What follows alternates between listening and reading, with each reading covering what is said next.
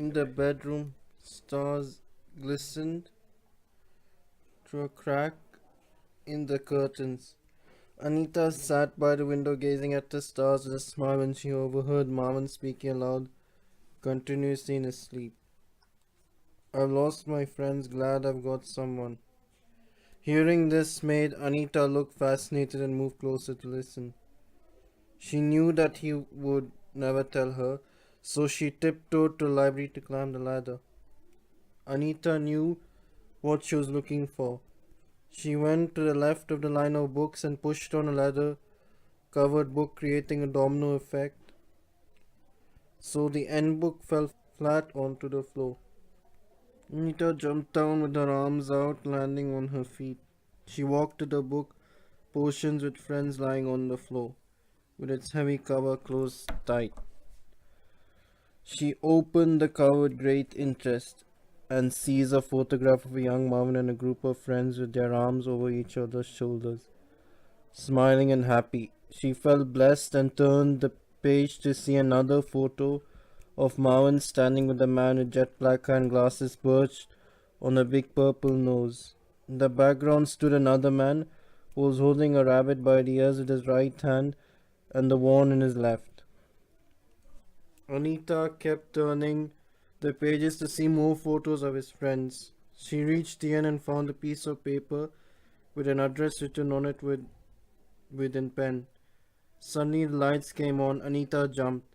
She turned round to see Marvin. Anita, what are you doing? Anita jumped on the book and pretended that she was fast asleep, covering the address with her shirt. Marvin picked her up by the collar of her shirt and put her in his pocket, thinking, what could she possibly be doing at my library at this sort of hour? Anita held on to the address tightly as he lifted her off the floor. The next morning, Anita, to her surprise, found herself back in the bird box. Marvin was cooking breakfast. She could smell toast and her stomach grumbled. Marvin, what sort of delicious breakfast are you making? I'm starving. First of all, you were caught sneaking into the library last night without asking my permission. And I'm making toast like usual with butter.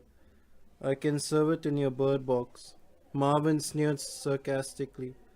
Anita begged him, okay, Marvin, you're the boss. I'll do as you say. But please, can I come out of this bird box? Marvin kindly opened the roof and she jumped onto his hand, setting her down on the counter. Anita, why did you go to my library again? What is there in that library that interests you so much? I like to read books. You have such a big library that I just couldn't resist.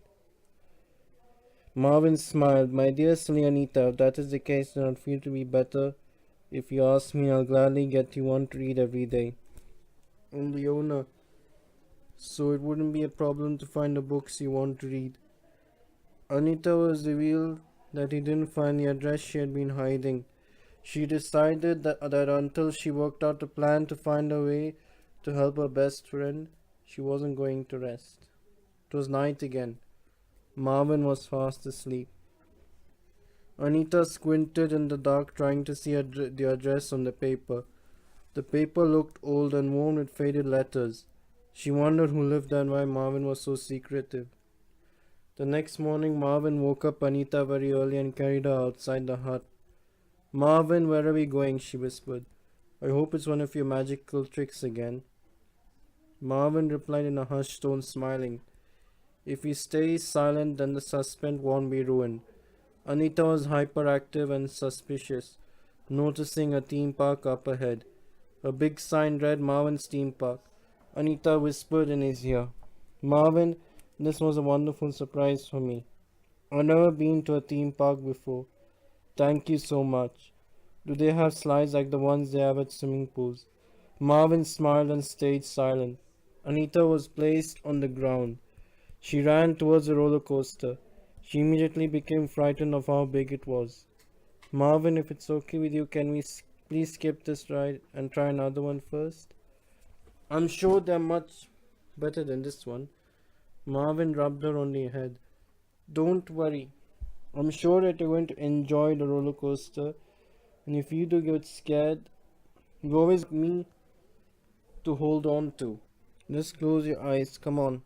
Anita smiled a nervous smile. Marvin sat her in his pocket and then sat in the front row. The roller coaster slowly moved up, stopping suddenly at an edge. Anita held on to Marvin tightly. Is it over? Can we get out now, please? Marvin, seeing her frightened, chuckled, which made Anita curious. What's so funny? Knock it off. I'm scared enough as it is, and your laughing isn't going to help me. Marvin tried to hold it inside. Whatever you say, madam. The roller coaster swooshed down, making her scream. Marvin shushed her. I understand you are scared. It's your first experience on a roller coaster, but there was no need to be scared. I'm here. Anita replied, I can't help it. She screamed back as the roller coaster shot back in the air. As the roller coaster came to a standstill, the bars came up and Anita and Marvin stepped out. Marvin saw Anita wobbling. He walked her over to Marvin's water shop and got her a drink. Anita thanked Marvin and smiled to see him happy for the first time. Anita looked up at him and saw his shining teeth. What happened? Marvin gave a puzzled look. What do you mean? Anita replied, look how happy you're feeling now you are on the roller coaster with me. What happened between you and your friends? Marvin dropped silent with his teeth fading away into a very serious expression. Anita knew that he would never talk about this topic, but thought that the only way to help him was to talk to him. I'm your best friend, so there's no harm talking to me.